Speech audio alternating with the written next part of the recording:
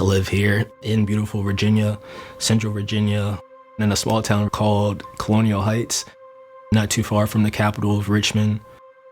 I like to work out, paint, do music. I'm just a creative individual. I think that maybe comes from all the pain I've suffered, just so I have to express myself outwardly. The first time I can remember me having anything serious happen was when I was 3 years old, and I still remember it like to this day. My name is Walter, and I've been diagnosed with sickle cell disease.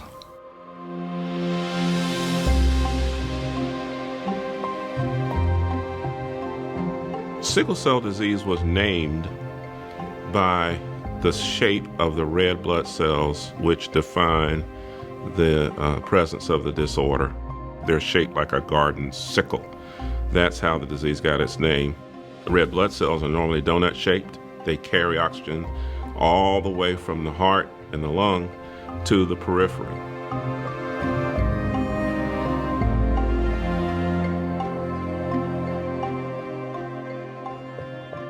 One single genetic defect causes a reshaping of the hemoglobin molecule, which does two things. Makes it not able to carry oxygen, and then secondly, it makes it able to form strings, polymers, or crystals inside of a red blood cell once the oxygen leaves.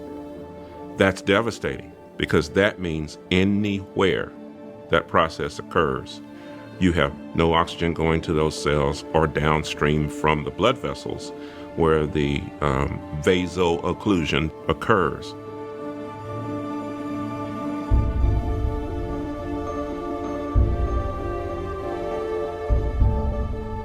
And that's a problem because not only does vaso-occlusion happen, but it wakes up inflammation. It wakes up all kinds of other biological catastrophes. I was like 3 years old and my stomach was really hard. My mom was pressing on it and she called my dad in the room and was like, hey, his stomach is really hard, like come feel this. And I vividly remember them pressing like hard on my stomach. It was heartbreaking. My name is Veronica and my son has sickle cell disease. The doctors down at Duke University said that his spleen was no longer working for him and that he would have to have it removed. I had no idea that sickle cell was so severe. He had to have a splenectomy at the age of 3. And that was his first crisis. This is like heart attack, stroke, combined with clotting, combined with just pure red blood cell occlusion of small vessels, so that when this happens, the patient goes into what's called a crisis. It used to be called sickle cell anemia, and we've gone away from talking about only the anemia. Anemia is lack of red blood cells or low red blood cells, but not every patient is anemic. It's a disease of organ failure and low oxygen. The sickle cell problem, it occurs in a place where you need oxygen.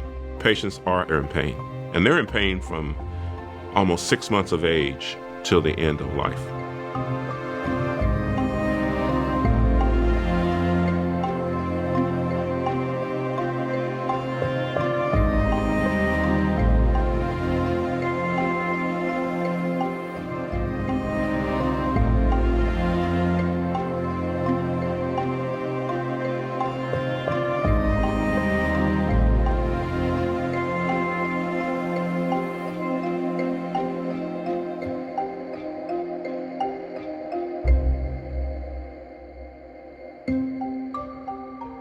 When I was first born, my mom said that the doctors told them that I had sickle cell disease.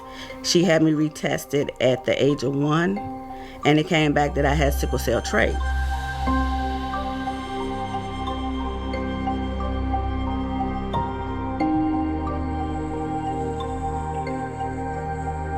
So in turn, when I had Walter and the screening came back that he had sickle cell disease, I waited till he was 1.5 and had him retested. And it did come back that he did have the disease, and we were still puzzled at the time because we still didn't know that my spouse had the beta thalassemia yet.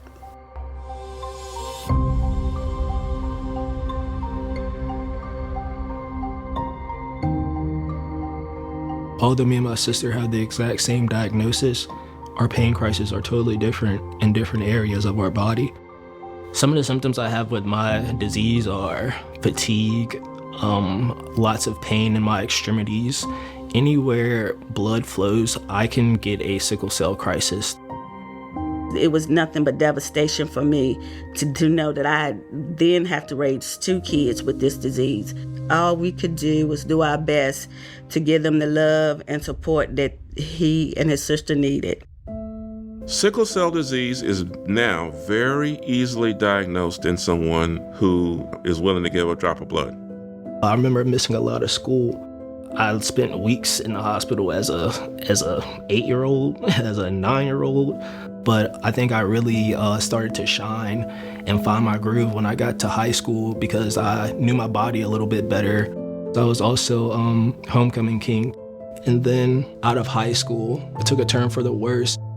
Then the bottom dropped out for him. Once he left high school and grew up and started having more pain, he found that he couldn't function the way he thought anymore.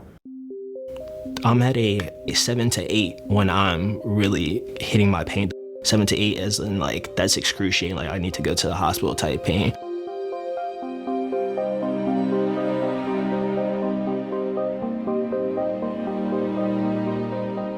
Imagine a patient comes to you and they say, somebody's had a hammer striking my leg in the same place constantly for 4 days. And it happened last decade 30 times. Well, by now, this patient's traumatized. They're traumatized from their pain.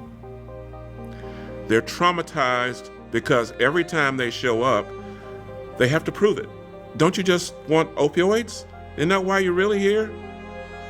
And so the patients are not believed when they say this is happening. You have to accept their word for it. Doctors don't like accepting the word of the patient. So the patient's traumatized from that. And when you have medical professionals, friends, family even being like, well, are you really in that much pain? Do you really need all that pain medicine? You cannot tell anybody how to handle their pain, just like you can't tell anybody how to feel about their own emotions. So it's a heavy, heavy psychological burden. We're talking depression, anxiety, PTSD, personality disorders, people who are suicidal, people who don't get along well with their peers, social disruption. After my 21st, 22nd birthday is when things really started to go downhill for me mentally and physically. And it led to me having a couple suicidal attempts. I'm not gonna lie. I didn't even know. I was watching my child daily have to deal with the pain, but I didn't know that he had gotten to the point that he was ready to end his life. He got depressed. He became suicidal because he felt this disease is going to take my life away functionally. So I might as well go ahead and finish the job. I went unresponsive a couple times and had to Narcan me 6 times. And I came back, and just like I promised the people in my life I would come back, I'm here. With my whole life of dealing with sickle cell, I feel like it's led me to this point. I don't think coincidences happen anymore, especially just the ride I've been on the past 2 years. I'm really ready to just step into who I am and go out into this world and do what I was put here to do. And if that's to be an advocate for my disease, I will do that. If it's gonna help people that look like me or that experience the pain that I've felt, I will do that time and time again. And I realized that that disease played a big role in a lot of the decisions I was making in my life. We are very hopeful that there will come a day when patients with sickle cell disease will have a life free of pain, free of hospitalizations, and can live to be old. That would be wonderful, wouldn't it? I really owe my parents a real big hug and love and kiss, especially. My dad he's in the Army.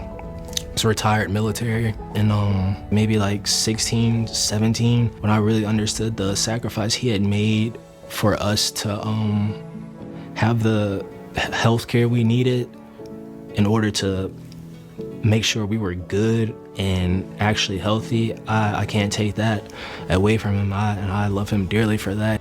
And my mom, she is a different type of breed because she's been there with me through every crisis. I'm very hopeful for the future. I'm just thankful for the people I have in my life that believe in me and poured love into me when I didn't have it to pour for myself.